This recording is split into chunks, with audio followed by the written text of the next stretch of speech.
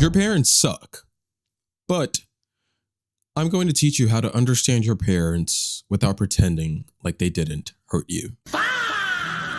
It's going to be a hard one because I just know a lot of people feel this and will feel this on a deeper level.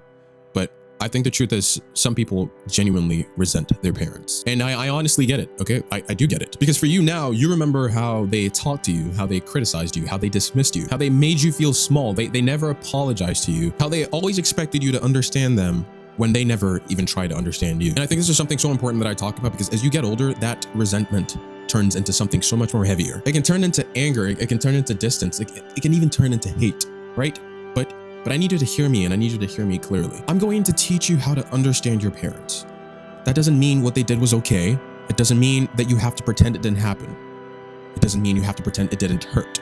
It most definitely does not mean that you deserved it. But I definitely think you're at the point where I can now tell you things and you can understand them because you're no longer just a kid. We're gonna start off with the honest truth about your parents. Parents were people before they even became parents, right? And whether you want to accept it or not, some of them were wounded children who had children while they never even healed. Some of them never had a safe space. Some of them never learned what emotional regulation meant. They never heard the "I'm sorry."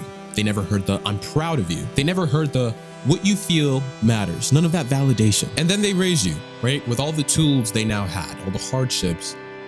And that wasn't your fault. But it might explain for you why they were the way they were. And here's the truth about our generation. We are in an age of an overconsumption of information, overconsumption of all the healthy things, all the good things to do, positivity, awareness. And I know it's very hypocritical for me to say, but that's even what I'm doing, right? We talk about communication. We know what boundaries are. We know what mental health is. We know all these things, but the reality is most of our parents don't. They only know what they survived. So now with all this knowledge and awareness, here's what you start doing.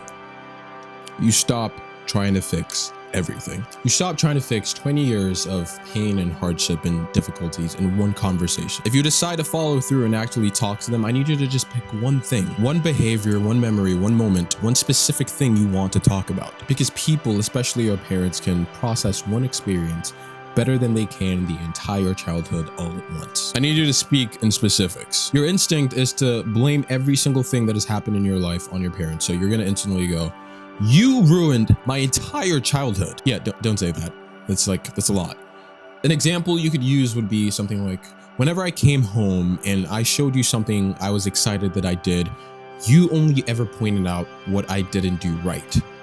That made me feel unappreciated and like I was never enough. You see, that is so much specific. You go down to the details. You're not telling a version of a story.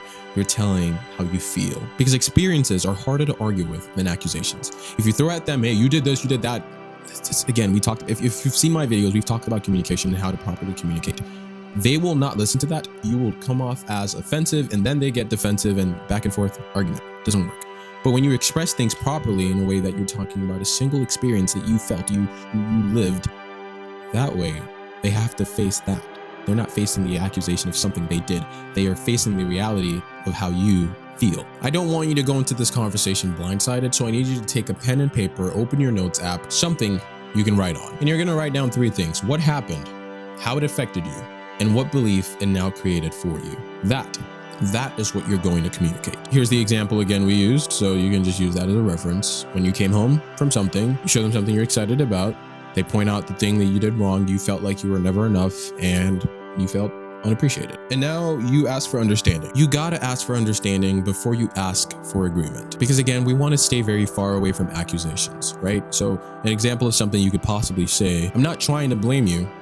I'm trying to help you understand what this felt like for me." Because again, I cannot stress enough how the second a person feels like they're being attacked, they get offensive. They stop listening. They tune out. But when you invite a person into your experience, they are more likely to stay and hear you out. And if they still disagree with everything, this is your one hack. Do not argue with memory, not what happened. Talk with impact. What happened to you? So let's say you say the thing and they go like, "Well, I never did that. You're remembering wrong." And default response as human beings, as we are, "Yes, you did. Yes, you did do that." No. Try this instead. Whether you remember it or not, this is how it felt like for me. You're not talking about the thing. You're not talking about the memory of the thing. You're talking about the impact of the thing. Because a memory debate will go nowhere. We're just going to keep going back and forth because obviously you have a version, I have a version. We're not on the same page. Impact conversations, those are actually what get us forward because you are no longer talking about the memory of what happened. You're talking about how that thing has made you feel, how it impacted you, right? Very straightforward. And after all is said and done, I need you to accept the truth. You've got to accept the truth of who they are today. And honestly, this is the one that's gonna like just hurt more and hurt the most. Because if you find it in yourself to just talk about all these things, some parents will actually try. Some parents will actually listen. They're human beings, right? But I need you to also create the awareness for you that there's the possibility that some will not try. And after all is said and done, I need you to put yourself in a position to say, if they never change, what boundary do I need? It could be shorter conversations, less contact with them. It could be avoiding certain topics that you know trigger either you or them. Because see, the reality is that boundaries exist for people who refuse to change. And you cannot make a person change. You have no control over another person's reactions, emotions, feelings, behaviors. You only have control over yours. And just to reiterate, right, before you have any conversation at all with them, I need you to ask yourself these 3 questions. What happened? How did it affect me?